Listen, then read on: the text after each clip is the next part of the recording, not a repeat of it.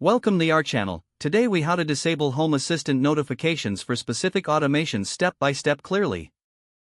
Open your Home Assistant dashboard. Navigate to the configuration section in the left sidebar. Select automations from the menu options. Find the automation for which you want to disable notifications. Click on the automation to open its details. Scroll down to the Actions section within the automation. Identify the action that sends notifications. You may see actions labeled as Notify or similar. Click on the action to edit its settings. Look for an option that allows you to disable or remove the notification. If you cannot find this option, consider deleting the notification action entirely. After making your desired changes, scroll to the bottom of the page. Click the Save button to apply your changes. Return to the main dashboard to verify your updates.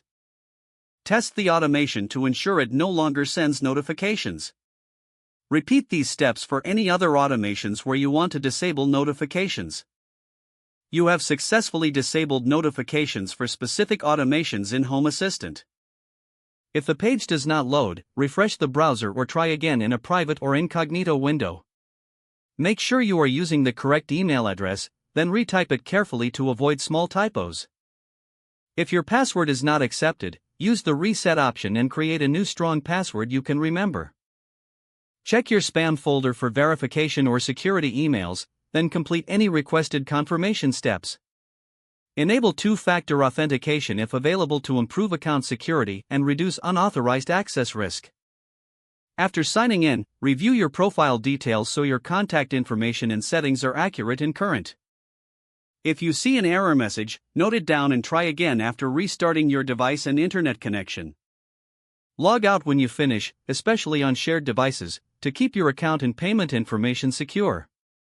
If the page does not load, refresh the browser or try again in a private or incognito window. Make sure you are using the correct email address, then retype it carefully to avoid small typos.